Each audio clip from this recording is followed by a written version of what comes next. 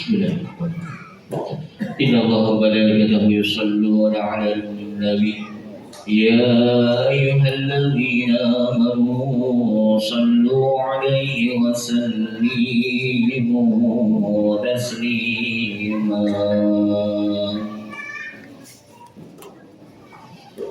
Assalamualaikum warahmatullahi wabarakatuh. Waalaikumsalam. Allahu Akbar, Allahu Akbar, Allahu Akbar,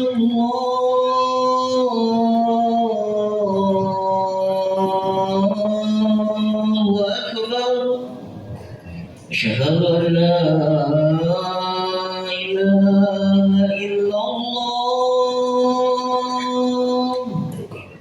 Asyhadu an la ilaha illallah.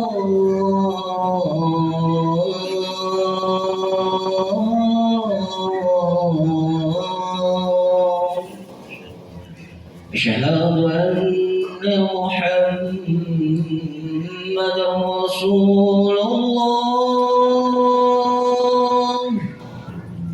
Asyhadu anna Muhammadan Rasulullah.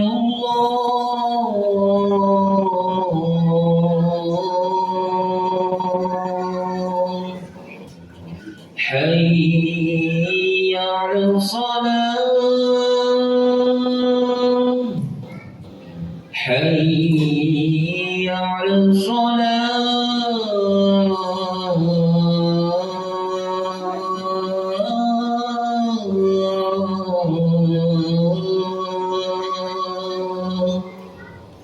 Hayya 'alal falah.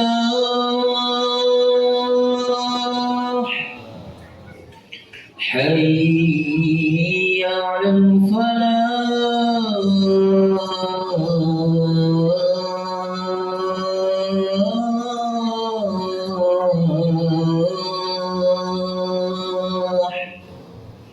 Allahu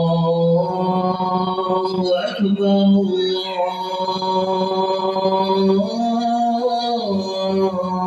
Allahu Akbar. La ilaha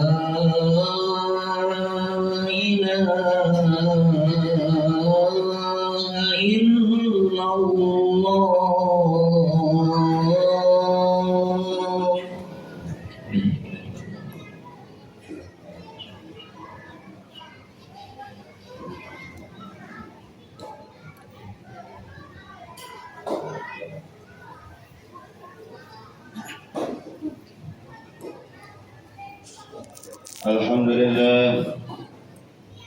Alhamdulillah Rabbil Alamin.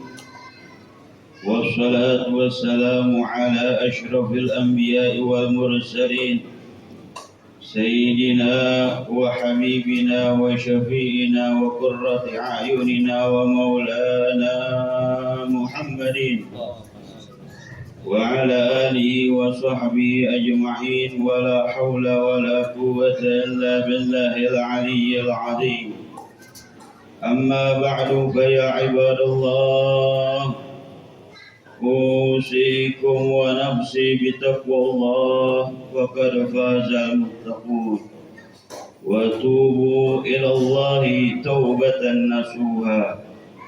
Wallahu subhanahu wa ta'ala yaqulu wa biqawli yahtadil muhtadun. A'udzu billahi minasy syaithanir rajim. Bismillahir rahmanir rahim. Ya ayyuhalladzina amanu tubu ila Allahi taubatan nasuha. Wa qala Rasulullah sallallahu alaihi wasallam, Ya ayyuhan nasu tubu ila Allahi fa inni atubu ila Allahi fil yawmi mi'ata marrah. Sadaqallahul azim wa sadaqa rasuluhu an-nabiyyul wafiyyul karim. ونحن على ذلك من الشاهدين والشاكرين والحمد لله رب العالمين. Ma'asyiral muslimin, sidang Jumat yang dimuliakan oleh Allah Subhanahu wa taala. Pada siang yang penuh dengan keberkahan ini, kami selaku khatib mengajak pada para hadirin, bahkan suatu kewajiban seorang khatib untuk menyampaikan wasiat takwa, khususnya kepada diri sendiri dan umumnya kepada para hadirin. Alhamdulillah, kita masih diberikan oleh Allah Subhanahu wa taala suatu kesehatan jasmani dan rohani, sehingga kita masih bisa melangkahkan kaki kita ke suatu tempat yang sangat mulia, yang mana tiada suatu tempat di dunia ini yang lebih mulia daripada masjid-masjidnya Allah Subhanahu wa taala. Sebagaimana Rasulullah sallallahu alaihi wasallam bersabda, syarrul buldan aswaquha wa khairu buldan masajiduha. Seburuk-buruknya negeri Allah Subhanahu wa taala ialah pasar-pasarnya, dan sebaik-baik negerinya Allah Subhanahu wa taala ialah masjid-masjidnya. Salawat serta salamnya mari kita curahkan kepada penghulu alam, Nabi Agung Nabi besar Muhammad sallallahu alaihi wasallam, yang mana terciptanya langit, bumi, surga itu berkat adanya baginda Nabi besar Muhammad sallallahu alaihi wasallam. Sebagaimana di dalam hadis qudsi Allah Subhanahu wa taala berfirman, qala Allah azza wa jalla, laulaka ya Muhammad ma khalaqtul aflak. Seandainya bukan karena aku menciptakan engkau wahai Muhammad, pastilah aku tidak mungkin menciptakan dunia beserta seisinya. Oleh sebab itu, wajib bagi kita sebagai umatnya untuk selalu berterima kasih dan ingat atas nikmat-nikmat Allah yang dicurahkan kepada kita semua. Bahkan Allah Subhanahu wa taala ciptakan Nabi Muhammad itu sebagai rahmat dan hadiah bagi umat-umatnya, sehingga Allah Subhanahu wa taala jadikan diri Nabi Muhammad itu untuk umatnya yang cinta, yang selalu ingat kepada Nabi besar Muhammad dengan memperbanyak selawat atas Nabi besar Muhammad sallallahu alaihi wasallam. Sebagaimana satu riwayat di dalam hadis Nabi Muhammad sallallahu alaihi wasallam, yaitu pada malam Nabi Muhammad sallallahu alaihi wasallam di Isra Mi'rajkan oleh Allah Subhanahu wa taala, berfirmanlah Allah Subhanahu wa taala kepada Nabi besar Muhammad, wahai Muhammad, seluruh langit itu milik siapa wahai Muhammad? Menjawablah baginda Nabi Agung Nabi besar Muhammad sallallahu alaihi wasallam, milik engkau ya Allah. Kemudian bertanya lagi Allah Subhanahu wa taala kepada Nabi besar Muhammad, dan engkau milik siapa wahai Muhammad? Lalu baginda Nabi Agung Nabi besar Muhammad sallallahu alaihi wasallam terdiam dan malu untuk mengatakan sesuatu kepada Allah Subhanahu wa taala. Kemudian Allah Subhanahu wa taala berfirman, engkau adalah milik orang yang bersalawat atasmu wahai Muhammad sallallahu alaihi wasallam. Ma'asyiral muslimin, sidang Jumat yang dimuliakan oleh Allah, marilah pada waktu siang yang penuh dengan keberkahan ini kita mengingat-ingat akan dosa yang telah kita perbuat dengan selalu bertaubat dan membaca istighfar kepada Allah Subhanahu wa taala. Karena tidaklah seorang hamba itu kecuali pasti dia sering menentang atau melanggar kepada ketentuan-ketentuan Allah Subhanahu wa taala yang telah diwajibkan.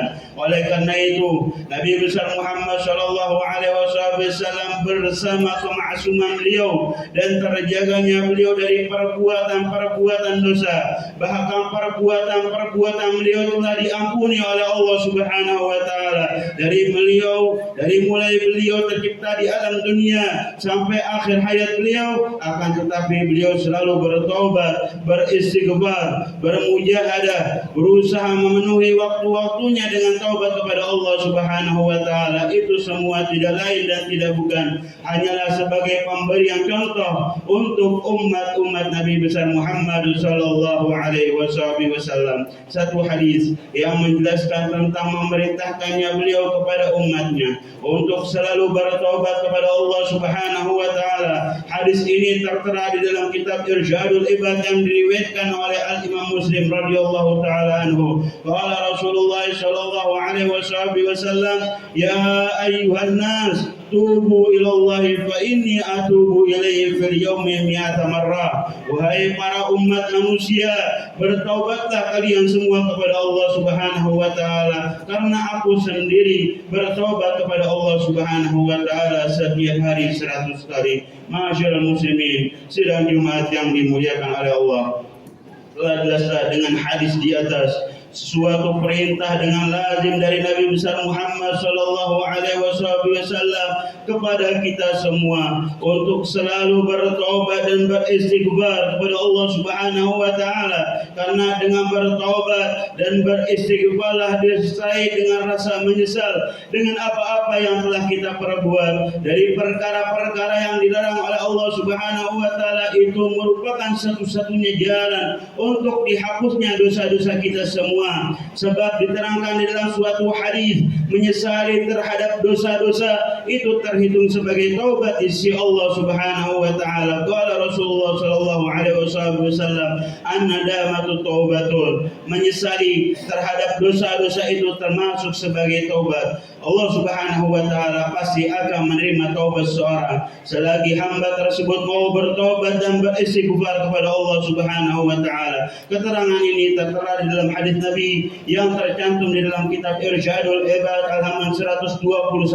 Qala Rasulullah sallallahu alaihi wasallam, "Inna Allah azza wa jalla yaqbalu taubatal 'abdi." Yang artinya sungguhnya Allah Subhanahu wa taala pasti akan menerima taubatnya seorang hamba selagi rohnya belum sampai di dalam tenggorokan. Masyaallah muslimin, sidang Jumat yang dimuliakan oleh Allah Subhanahu wa taala, di dalam bertaubat dan beristighfar terdapat keutamaan-keutamaan yang sangat banyak. Daripada keutamaan tersebut, Allah Subhanahu wa taala akan mengangkat ujian-ujian dari hamba tersebut dan akan dilapangkan segala kesusahan-kesusahannya, serta akan terlaksana hajat-hajat duniawi maupun ukhrawinya. Bahkan ia akan diberi rezeki yang sangat luas dan tempat yang tidak disangka-sangka. Keterangan ini cocok dalam hadis Nabi Muhammad sallallahu alaihi wasallam yang ada di dalam kitab Minhus Saniyah halaman 14 yang diriwayatkan oleh Al-Imam Ibnu Hibban. Qala Rasulullah sallallahu alaihi wasallam, "Man lazima al-istighfar ja'ala Allahu lahu min kulli dhaikin makhraja wa min kulli hammin faraja wa yarzuquhu min haitsu la yahtasib." Yang artinya,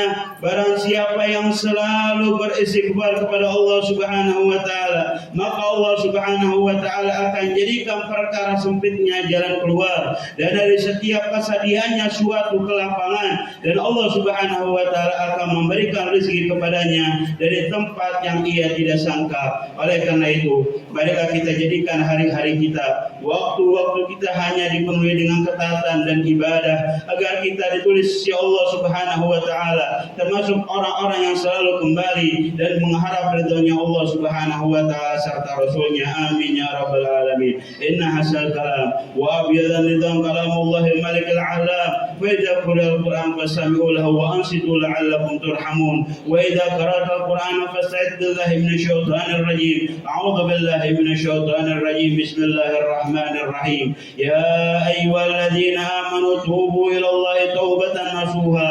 Asa rabbukum ay yukaffir ankum sayyi'atikum wa yadkhulukum jannatin tajri min tahtiha al-anhar. Barakallahu li wa lakum wa nafa'ani wa iyyakum bima fihi min al-ayati wadh-dhikril hakim wa taqabbala minni wa minkum tilawatahu innahu huwas samiul alim. Aqulu qawli hadha fa astaghfirullah li wa lakum wa li sa'iril muslimin wal muslimat wal mu'minin wal mu'minat fastaghfiruhu innahu huwal ghafurur rahim. Allahumma salli ala sayyidina Muhammad wa ala ali sayyidina Muhammad. Alhamdulillah ala ni'amihi wa syukru ala taufiqi wa imtidani. أشهد أن لا إله إلا الله وحده لا شريك له تعظيما لشأنه وأشهد أن سيدنا محمدا عبده ورسوله الهادي إلى رضوانه اللهم صل على سيدنا محمد وعلى آله وصحبه وأوانه وبعد فيا عباد الله أوصيكم ونفسي بتقوى الله فقد فاز المتقون وقال عز من قائل يا أيها الذين آمنوا اتقوا الله ولتنظر ما قدمت لغد واتقوا الله إن الله خبير مما تعملون قال النبي صلى الله عليه وسلم عن أبي هريرة رضي الله تعالى عنه عن النبي صلى الله عليه وسلم أنه سئل ما أكثر ما يدخل الجنة قال اتقوا الله وحسن الخلق واعلموا أن الله تعالى أمركم بأمر بدأ فيه بنفسه وثنى بملائكة المسبحة بقدسه وثلث بكم أيها المؤمنون من برية جنه وإنسه وقال تعالى إن الله وملائكته يصلون على النبي يا أيها الذين آمنوا صلوا عليه وسلموا تسليما اللهم صل على سيدنا محمد وعلى آل سيدنا محمد وارض اللهم عن الخلفاء الراشدين خليفة رسول الله صلى الله عليه وسلم على تحقيق سيدنا أبو بكر الصديق وأمير المؤمنين ناطق بالصواب سيدنا عمر بن الخطاب وأمير المؤمنين جميع القرآن والقرآن سيدنا عثمان بن عفان وأمير المؤمنين إمام المشارق والمغارب وليس بن غالب سيدنا علي بن أبي طالب وعن ستة المتممين العشرة الكرام وآلهم وأهل بيتهم رضي الله تعالى عنهم أجمعين اللهم اغفر للمسلمين والمسلمات والمؤمنين والمؤمنات الأحياء منهم والأموات ويا مجيب الدعوات ويا قاضي الحاجات ويا غافر